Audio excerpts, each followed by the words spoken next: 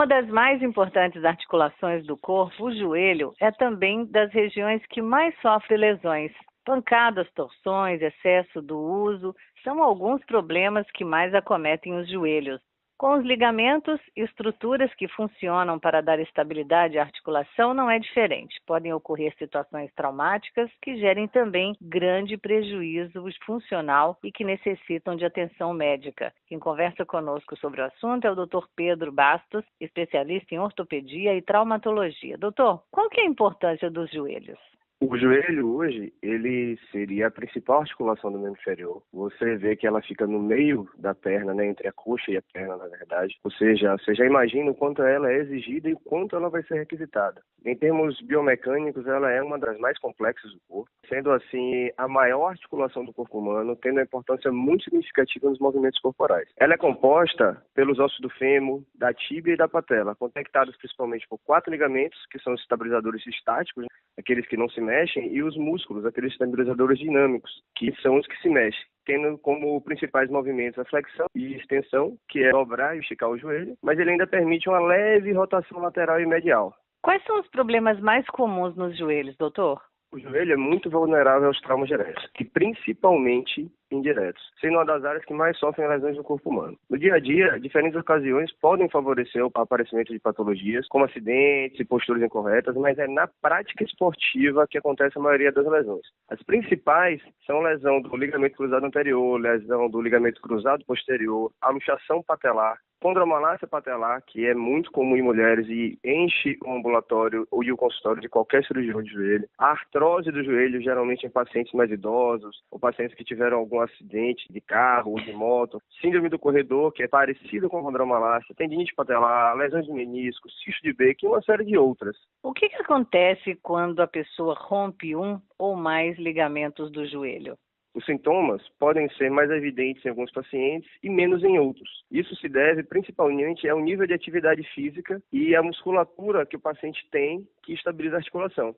Os sintomas eles devem ser divididos em agudos e crônicos, sendo que na fase aguda os principais sintomas são dor, limitação funcional, que é a limitação do movimento, o inchaço, que é o edema, a vermelhidão, calor no joelho e basicamente típico de inflamação. Depois de mais ou menos 5 a 7 dias de lesão, a dor e o inchaço reduz e os sintomas diminuem parcialmente. O paciente mantém agora então os sintomas de instabilidade, que é a frouxidão do joelho, e isso dificulta ele fazer as atividades de lazer e até as atividades laborativas do trabalho. A instabilidade, no futuro, ela acaba lesando outras estruturas do joelho. É que nem uma peça danificada dentro de um motor. Ela vai danificar o motor inteiro. Então, se você tem uma lesão do ligamento, ela vai lesar o menisco, ela vai fazer uma lesão condral, ela vai lesar outros ligamentos e, posteriormente, se o paciente não tratar, ele vai ter uma artrose muito avançada. Tem uma maneira simples de explicar a importância dele, que é se você imaginar uma cadeira com 4 pernas ou 4 pilares para segurar. Se você tiver 3 pernas, a cadeira também fica em pé. Mas se você encosta, qualquer forcinha a mais, ela cai. É a mesma coisa. Você consegue trabalhar, consegue fazer as suas atividades, até alguns esportes. Porém, se você forçar um pouquinho a mais, você tem sintoma e volta tudo de novo e você pode ter problemas maiores. De fato, o rompimento do ligamento do cruzado anterior é a causa maior de procedimento cirúrgico ortopédico no Brasil? De certa maneira, sim. De certa maneira que eu falo, é não urgente, o que seja, que a gente chama de uma cirurgia eletiva, né? As incidências de lesão, elas vêm crescendo anualmente. Isso se deve à maior participação nos esportes dos pacientes de todas as faixas etárias, tanto dos mais jovens quanto dos mais velhos. A incidência exata de lesão do LCA é desconhecida, mas estima-se que hoje, por volta de 60 mil novas lesões para cada 100 mil pessoas acontece a cada ano nos Estados Unidos. Isso gera 200 mil novas cirurgias a cada ano. Isso é uma epidemiologia que a gente tem nos Estados Unidos, então você pode fazer uma relação com o brasileiro também. Em geral, os pacientes que mais têm lesão são da faixa etária dos 15 aos 25 anos, porém hoje também com idosos cada vez mais ativos, cada vez mais atletas e saudáveis, pacientes acima de 50 e até mesmo de 60 anos têm lesão de LCA, que antigamente era praticamente proibitiva fazer uma cirurgia dessa, e hoje tem alguns pacientes muito bem selecionados que você faz. Relacionado à prática esportiva, geralmente trauma indireto. Com relação ao sexo masculino e feminino, é discutível. por conta de um valor absoluto e relativo. O valor absoluto é mais homens, o valor relativo é mais mulheres, ou seja, se for contar só mulheres, elas lesam 6 a 8 vezes mais o LCA do que os homens. Apenas 30% dos casos são relacionados a traumas diretos e algumas vezes em relação a desaceleração e pivoteamento, que é quando você gira o joelho sobre ele mesmo, que é a lesão principal na hora que você joga futebol. Será que essa relação tem a ver com o fato de o Brasil ser conhecido como o país do futebol? Com certeza. No Brasil, o maior número de lesões de esporte são associadas ao futebol, mas pelo esporte ser o mais popular aqui. Em outros países, como os Estados Unidos, a lesão do LCA está muito associada ao futebol americano. Na Suíça, a prática do esqui e na África do Sul, ao rugby. Ou seja, diversas outras modalidades esportivas acabam também gerando a lesão do LCA. Se você prestar atenção, atletas como Ronaldo e Ganso e muitos outros já sofreram com isso. Porém, é muito mais comum em atletas amadores, principalmente aqueles que fazem prática em futebol de salão, em quadras esportivas e pior ainda naqueles que fazem o jogo, né, nas quadras com grama sintética. Aquilo ali é a que tem maior número de lesões do LCA. Quem não pratica esporte também pode lesionar um ligamento do joelho? Sem dúvida. O sedentarismo hoje é o principal responsável pelo desequilíbrio e fraqueza muscular. Qualquer trauma direto ou indireto, ou seja, torsional sobre o joelho, pode acarretar lesão. Lembre, os músculos eles são os estabilizadores dinâmicos do joelho. Eles têm importância na estabilização, assim como os ligamentos. Caso eles estejam fracos, qualquer coisa que saia da rotina, que force um pouco mais o joelho, ele vai acabar sofrendo. É aquela coisa, você vai carregar um peso com uma corda, se a corda for fraca, ela vai partir. Se você for carregar aquele mesmo peso com a corda mais forte, ela vai sustentar o peso e você não vai ter problema. É a mesma coisa. Se você tiver uma musculatura boa, a sua chance de ter lesões é muito menor do que se você não tiver o preparo físico adequado. O rompimento de um ligamento, doutor, é sempre sintomático? O que a pessoa sente? Sinais e sintomas decorrentes de uma lesão do ligamento cruzado variam muito de pessoa para pessoa. Elas dependem da intensidade do trauma, da existência de lesões associadas, do biotipo da pessoa, da sensibilidade do paciente à dor e da cronicidade da lesão. É comum, no momento da lesão, o paciente ouvir um estalo, que é percebido só por ele ou pelas pessoas que estão ao redor. A dor geralmente é intensa e obriga o paciente a interromper suas atividades. Ele tem dificuldade em apoiar o pé no chão e ele precisa de auxílio de alguma outra pessoa, de algum artefato que esteja próximo para poder caminhar. O inchaço está presente em quase todos os casos, notado logo na hora da torção ou então no dia seguinte. O paciente tem dificuldade para esticar e dobrar o joelho, ou seja, para fletir e para estender. E os sintomas em geral, posteriormente à fase aguda, eles diminuem após 5 a 7 dias. Após esses 5 a 7 dias, aí ele vai manter apenas aquela sensação de dor, sensação de frouxidão, sensação de falseio e lesões associadas e não vai conseguir fazer suas atividades normalmente. Como é que é feito o diagnóstico, doutor, e qual é o profissional mais adequado para cuidar desses casos? O profissional mais adequado é o ortopedista que já está habituado com o tipo de lesão. Na hora que tem a lesão que vai passar na primeira consulta, na consulta de emergência, dificilmente se consegue comprovar a lesão do LCA, porque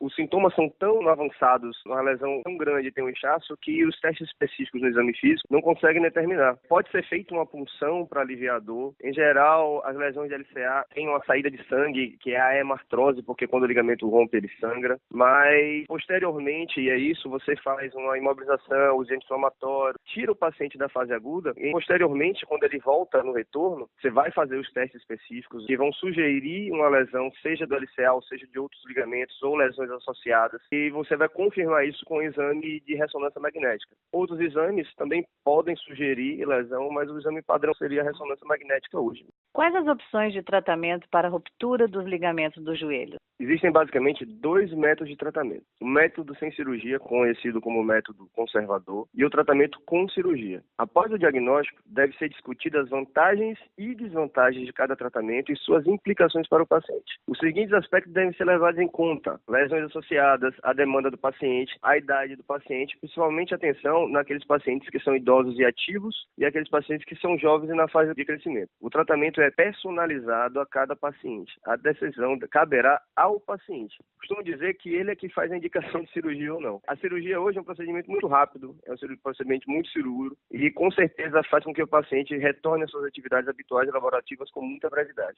Doutor, você já citou o fortalecimento muscular. A questão do alongamento também previne a ruptura do ligamento? Sim, sem dúvida. A preparação física para o esporte, ou seja, o condicionamento físico, previne sim a lesão do LCA, assim como a lesão de outras estruturas, tanto do joelho como de outras articulações. O paciente com musculatura ativa, forte e alongada, em geral, não evolui com lesão. E a medicina esportiva já percebeu isso há alguns anos. Perceba que os jogadores brasileiros, quando saem daqui para jogar na Europa ou em outros países, saem daqui bem magros e voltam bem fortes, né? Na gíria popular, bombado. Praticamente hoje é difícil você ouvir que um paciente teve uma lesão, que precisou fazer uma cirurgia, que precisou se afastar, como era no tempo de Pelé, ou seja, antigamente o pessoal era bem magro, que achava que teria mais habilidade, só que tinha muita lesão. Hoje, o paciente ele é mais forte, continua habilidoso, mas sem lesões. É possível que o ligamento do joelho se recupere sozinho, sem tratamento?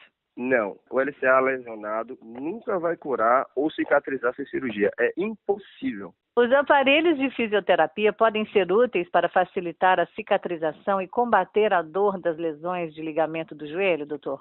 Sem dúvida, a fisioterapia é imprescindível para o resultado da cirurgia. Corresponde chegando a até 50% do tratamento. É importante tanto a fisioterapia pré quanto pós-operatória. É um processo que depende muito do fisioterapeuta. Ele deve estar familiarizado com o tratamento, seguir os protocolos que já existem, haver uma sintonia do médico com o fisioterapeuta e a mesma ainda deve ser iniciada em ambiente hospitalar, sendo que nessa fase o objetivo será a redução do edema e o ganho da mobilidade e o início do treino de marcha e depois ajudará na recuperação de amplitude articular, flexo de extensão, analgesia e fortalecimento muscular. Quais os sinais de melhora, doutor, ou de piora dos problemas de ligamento do joelho? É bem tranquilo você saber, porque não existe uma melhora ou uma piora progressiva, né? Ele não vai melhorando ou ele vai piorando. Ou ele fica bom ou ele não fica. Ou o joelho ele está estável ou ele está instável. É uma patologia que é muito clara e fácil de ver. Simplesmente o paciente volta a andar sem limitações, volta a fazer suas atividades, volta a ter segurança no joelho, não sente mais dor, não sente mais frouxidão, ou seja, ele volta a ter simplesmente uma vida normal. Dada a importância dessa articulação, nossa pergunta final é: como cuidar dos joelhos, doutor?